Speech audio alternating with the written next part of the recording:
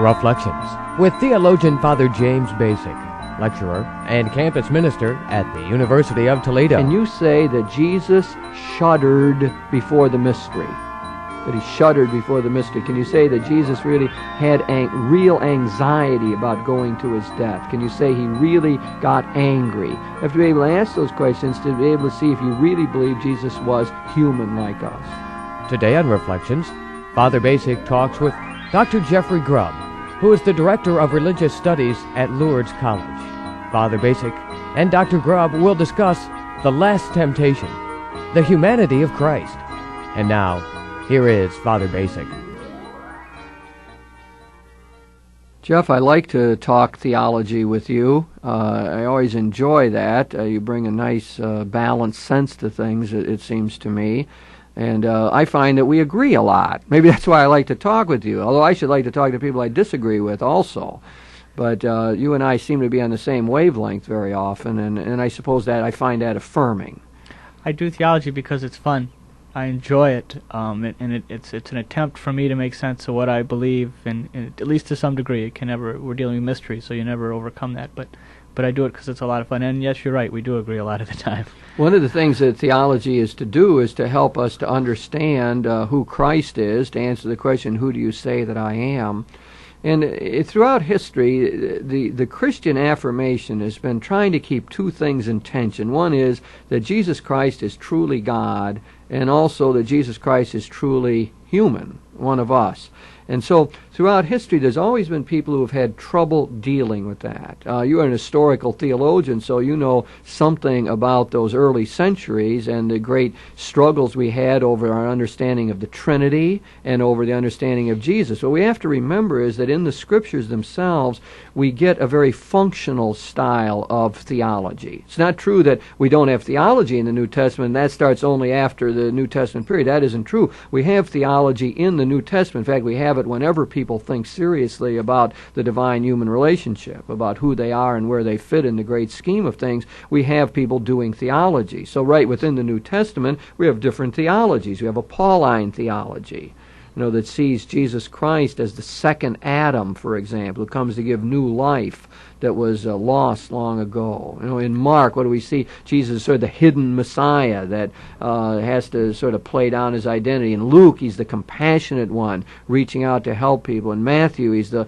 fulfillment of the prophecies that we find in the Hebrew Scriptures. In John, he's the Lord, the Son of God, the one who's clearly in command. So just to remind us that right away in the New Testament we have theology going. You want to comment on that at all? Well, in the New Testament, they have a great sense, as they develop, as you say, this functional theology, they have a great sense of what it means to be human and what it means to be God. And we need to hang on to both of those. As you say, I think for lots of us, when we talk about God, we tend to anthropomorphize. That is to say, we make God into a big human being. He's like the Jolly Green Giant, only divine. He's just this immense someone. I never heard that image before, Jeff. My very Did own. You make it up? My very own, thanks. Yeah. But in doing that, we tend to make God less than God. We have to remember that the God of the Jewish Scriptures and the God of the New Testament is other than creation, that this God is always ising, if you will, and at some point in our history, and at various points in our history, God is active, and one of the nice things about the Jewish tradition is that God is not only this other, but it's also a God who is active within our world, both of those things together. Now that's different than being human.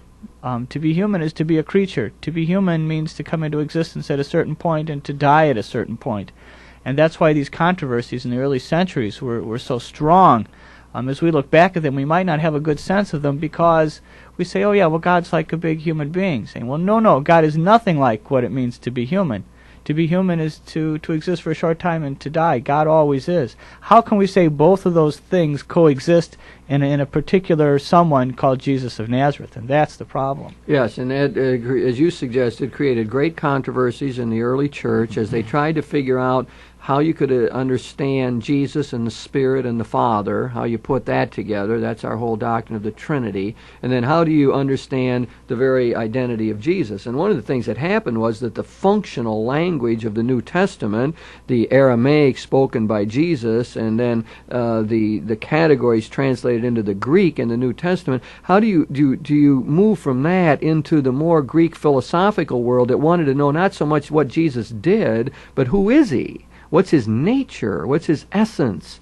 How do you work all that out? That was the Greek philosophical mind at work. That was part of the Hellenized culture into which Christianity began to spread. So it was natural for people to say, well, we got to work on this. Who was Jesus in those kind of terms? And it's important to say how natural that is, because there are a lot of folks who would like to say, well, just why do we have to know everything? You say, why do we have to take this up and break it into categories?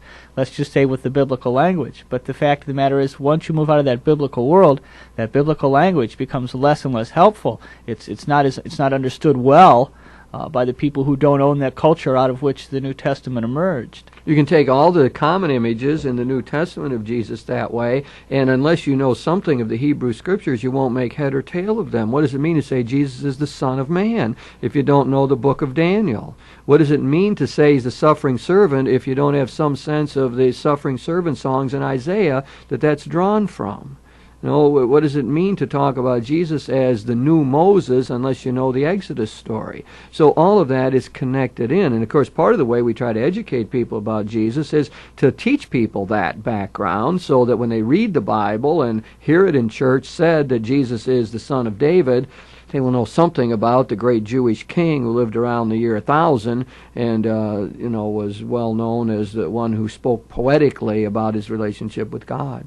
I think sometimes when we don't know what something means, we take something from our contemporary culture and assign a meaning to it.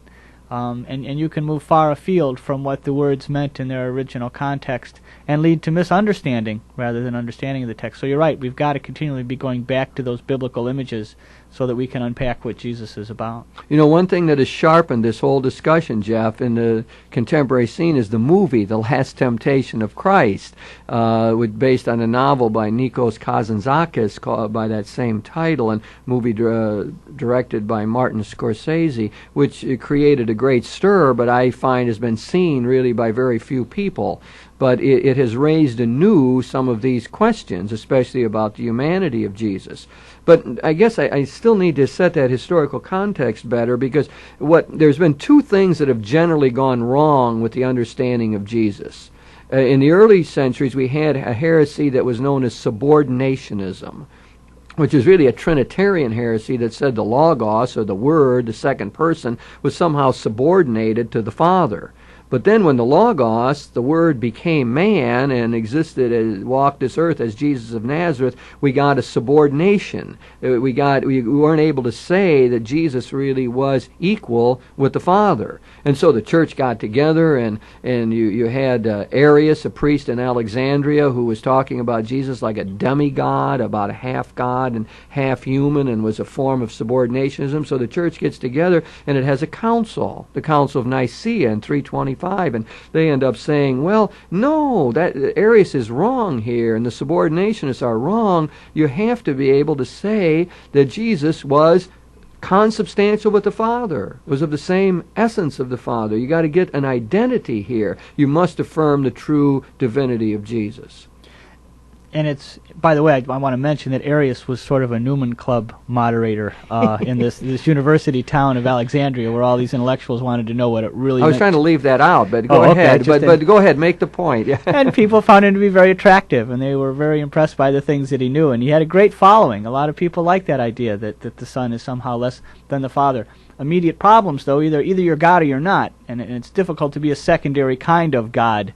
And so that's where Arius ended up by saying Jesus, the Logos, is a creature, the best of all the creatures, but a creature nonetheless. And it was the lay people, I think, originally who raised the biggest ruckus, because they said if the Logos is not divine, if Jesus is not God, then we're still in our sins. Mm-hmm. Well put, yes. And that so the Arian heresy, as it's called these days, was a strong force at that time and really required the council to deal with it. But there was another thing going on, and that we need to look at too. And that was a tendency, not so much just a particular heresy, but a tendency that we find throughout all of Christian history, which is called Docetism. Docetism coming from a Greek word which means to appear. And the essence of the Docetic heresy was that Jesus simply appeared to be a human.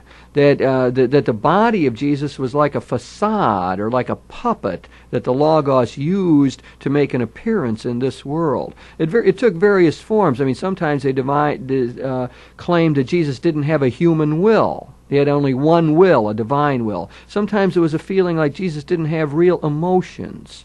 That he really didn't die on the cross, that was just sort of an appearance. And so you had a docetic tendency to play down the humanity of Jesus. Now, that docetic tendency can be traced, as you well know, throughout the whole of Catholic theology and piety, all the way up to our own time, so that my mentor, Karl Rahner, made the claim that there are many Catholics today who are really in the heresy of Docetism without knowing it. And he said, give them a test and ask them this: can you say that Jesus shuddered before the mystery? That he shuddered before the mystery. Can you say that Jesus really had real anxiety about going to his death? Can you say he really got angry? You have to be able to ask those questions to be able to see if you really believe Jesus was human like us. And what's interesting is this docetic tendency, while it exists before the problems with Arius and his wanting to say Jesus is not divine, the Church's response to Arius at the Council of Nicaea, the creed developed that we say on Sundays, the Church's response really in a certain sense fostered that docetism, and later it takes on a name called monophysitism, the idea that there's really only one nature in Christ, and that's the divine nature. This is the fight that my kids have, Gretchen and Jeff. Are not is too. Are not is too. As you go back and forth in the fight, Arius and Arianism hung on for centuries as they said Jesus is not divine. The Church and its Catholic members said all the louder, he is too divine, so that by the time we get toward the Middle Ages, we've really lost touch with a lot of that humanity, and that's part of the reason why, as we move into and finally stop going to communion altogether, because Jesus is divine. How could you ever dare to touch the mystery now? Not shudder before the mystery, but to touch the mystery. And we see in the Middle Ages the setting up of more and more devotion to Mary, because this lovely Jewish mother, she's going to have her way with her son. You dare not go to him directly because, by the way, he's God. And so the docetistic tendency is there before Arius, but sadly, the Church's own interest in proclaiming and protecting the divinity of Jesus, which is certainly true and right and correct, really adds to the docetism. It adds to the monophysitism as we move toward the Middle Ages. You want to carry that analysis further? That's very enlightening. One of the things that strikes me is about the way it influenced Eucharistic piety. You got more emphasis eventually on the benediction of the Blessed Sacrament, of adoring Christ in the Blessed Sacrament, less frequent communion, in fact, very infrequent communion on many people's parts. In a sense, you had to go to confession before communion so you could be pure enough to receive Christ, who is our God. So it really influences the piety of ordinary people. We move away from Jesus saying, take this all of you and eat it. It becomes, take this all of you and look at it. In the Middle Ages, John Powers, in his book on Eucharistic theology, recalls in the Middle Ages people riding from church to church to see the host being elevated, because at that moment, that was the graced moment, seeing it elevated. You didn't age, it was believed, during the time that the host was elevated. If you were a pregnant woman and had a baby right after you saw the host, you would have a boy. You see, so sexism mixes with a funny kind of Eucharistic piety. But it becomes almost a kind of idolatry, it seems to me. The Eucharist ceases to be a presence with a purpose, unifying the people of God and making them the real presence of Christ in the world. The Eucharist as real presence becomes an end in itself, and it really ceases to do what it originally was designed to do in the Christian community. We could go back a little bit further in history, back to 451 in the Council of Chalcedon, where the Church tried to get it all together and get both sides of this thing, and gave us the formula that has been used ever since. So they said, we got to protect the divinity of Christ, but we must protect his humanity. So what we will say is that Jesus Christ was one person with two natures, divine and human. And that became the touchstone for understanding of Jesus all the way up to our own time. One person, assumed to be a divine person, one divine person with two natures, human and divine. That was taught in our catechisms. And what Karl Rahner wrote a famous article in the early 50s on the Council of Chalcedon, and claiming that it should not be an end but a beginning, that we can't just keep repeating what was said in 451 forever, because if you say that today, Jesus is one divine person, then the feeling will be, the implication will be that therefore he's not a human person. And if he's not a human person, then we can't identify with him. Thus, Rahner's statement that we are closet docetists today. And it flows simply from a repetition of a doctrine, one divine person, two natures, therefore Jesus can't be a human person. The reason for that is that the word person has changed meaning. For us in the modern world, person means an individuated center of consciousness, an autonomous individual who is able to make decisions and so on. So you can't have two. I mean, there's a oneness about that. One center of consciousness, therefore you can't say that Jesus is a human person. That is not just a logical argument, but that's the way it played out in the piety of Christian people. And we've flipped over an edge. We've lost something that was at that council. They said that the two natures were there, that you really couldn't separate them, but neither were they mixed. And that's lost in lots of people's minds, because as soon as you say the divine person, it kind of sucks the humanity and divinity together, and so that means that Jesus in the first century, knew who was going to take the pennant in 1989, because he has divine knowledge. I think if Jesus ceases to be a human somebody, if that divine knowledge and human knowledge are mixed willy-nilly, you can't put those two things together. And in a certain sense, Jesus ceases to be either human or divine. He becomes a third sort of being in that mindset, and is neither of the things that Chalcedon wanted to say he was. And as you said, what happens then is that there's a rise in Marian piety. Mary takes the place of Jesus as the one you can identify with, and who really functions as the mediatrix of all graces then, the one that intercedes on our behalf. Go to the National Shrine in Washington. When I was studying at Catholic U, I had occasion to go to that shrine occasionally, and if you look at the Jesus who's up in the area behind the altar, he's Jesus, what they call the Pantocrator, the Almighty, and he's bare-chested and he looks fierce, and there are lightning bolts coming out of his head. And if you look at that Jesus, and then look at the statue of Mary that's in the church, you'll go to Mary every time, because she's going to be really nice to you and she's going to help you out. I don't want to be faced with this just judge that's set up in this shrine. Interesting, yeah. The art often depicts the real situation or the mind of the people, the piety that is underneath all of that. Now, Jeff, the movie, The Last Temptation of Christ, really raises all of this in a new way because it portrays Jesus with a particular sexuality. It raises the sexual question about Jesus, his relationship with Mary Magdalene. I mean, if you were going to look at the Gospels and pick out one person that you wanted to set up a romantic relationship, I suppose, that's what Kazantzakis did, and Scorsese followed suit. Mary Magdalene becomes the one. So he sets up a romantic kind of situation with those two, and you begin to see Jesus as a sexual creature. Now that bothers many people. And, it raises new kind of questions. So instead of Rahner's question, can you say that Jesus shuddered before the mystery, you'd have to ask the question, can you say that Jesus had a normal sexual drive?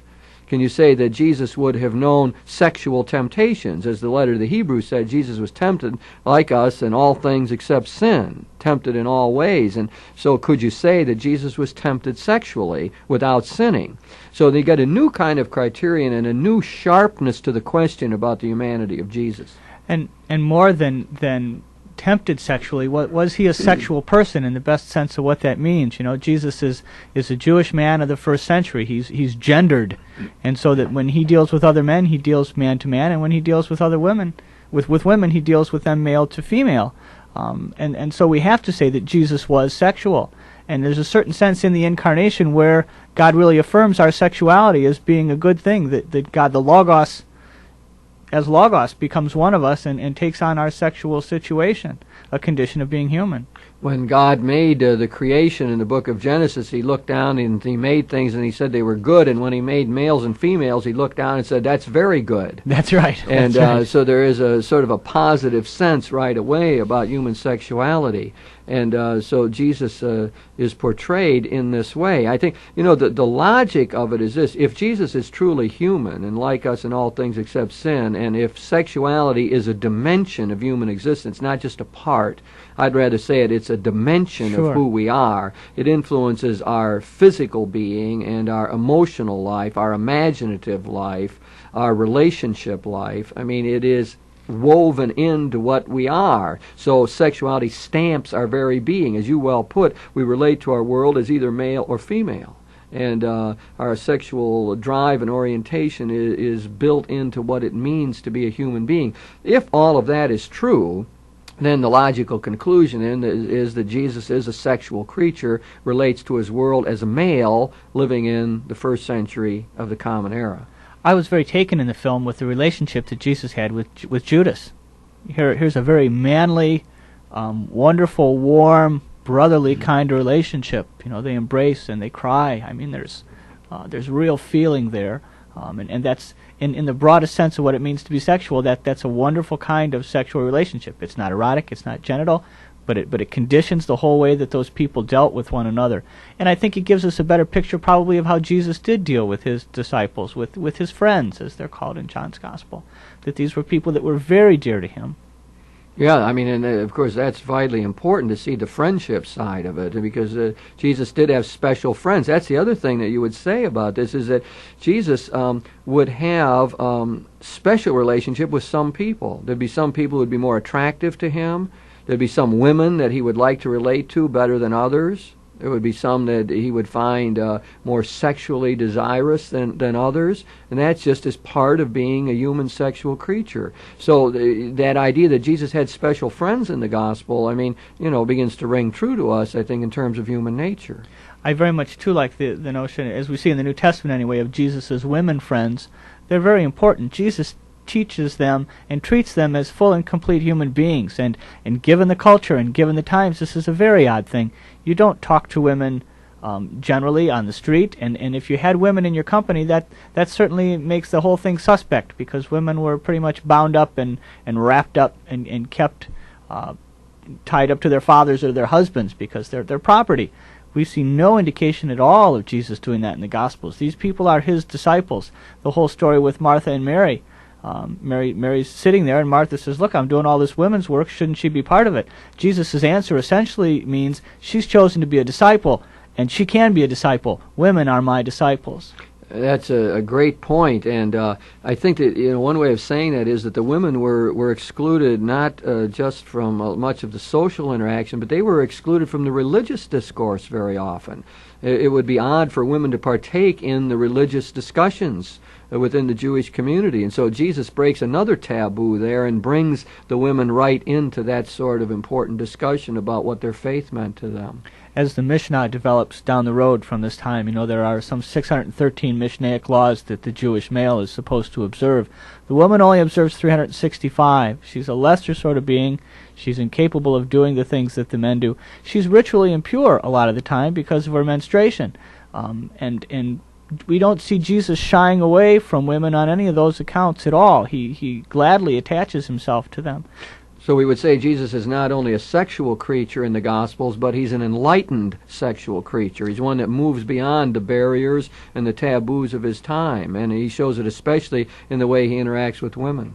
There's a sense where he's more of a man than I am, in the sense that his motivations, the way he deals with people, they have a certain clarity to them. He's integrated. He's a whole somebody as he approaches these people. He knows what he's about, and he knows what he wants to do. There's a certain sense where that's one of the things that really offended me about this movie. The sexual business didn't bother me too much, if at all. The thing that bothered me was that Jesus, in a certain sense, was really a jerk. I mean, he runs from this into that. He tries this. He's going to do that. He's like a very big adolescent. I think we want to say that if Jesus is really human, he develops as we all do. But I have a sense from the New Testament, by the time he begins his public ministry, he has a sense of his project and what it is that he's going to do, the major categories of his teaching. That's not to say that as he does that, things don't become more clear and more obvious and that gets worked out.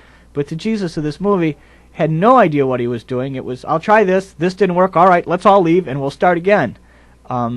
Yeah, he comes across as a weak and vacillating character and not one who is integrated. And I think what we're claiming is, and in our Christian faith, is that Jesus is the best that we have produced. He's the most mature human being who ever lived, the most self-actualized creature.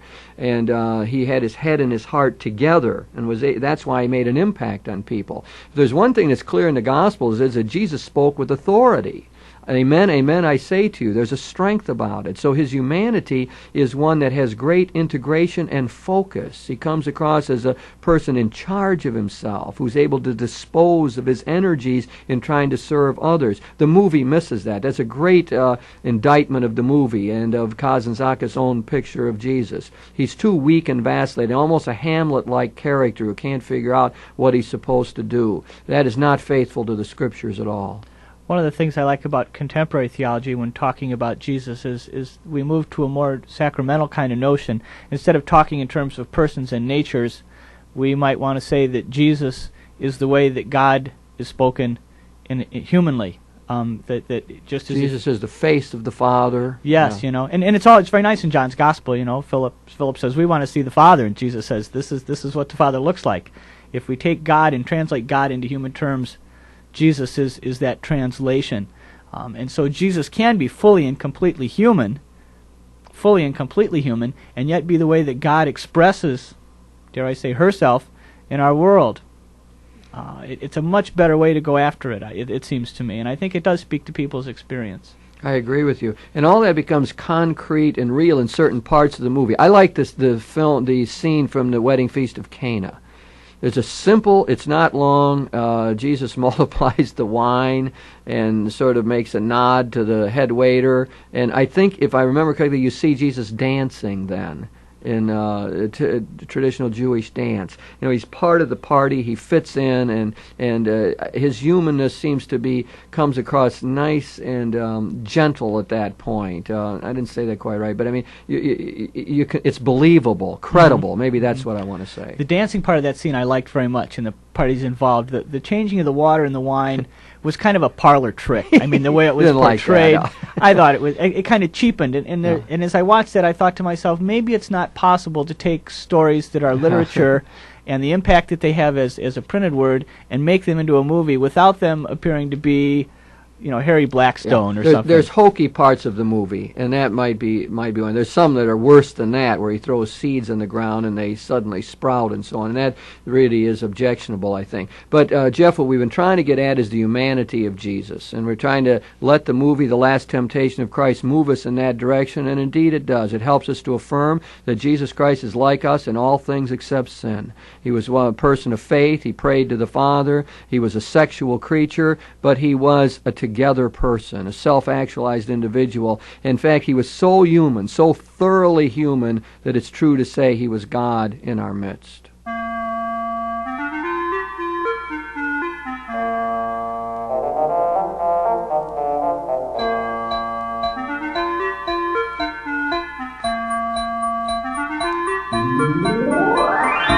You've been listening to Reflections with theologian Father James Bacik, lecturer and campus minister at the University of Toledo. Today, Father Bacik talked with Dr. Jeffrey Grubb, who is the director of the Department of Religious Studies at Lourdes College. The topic of this week's Reflections was The Last Temptation, the humanity of Christ.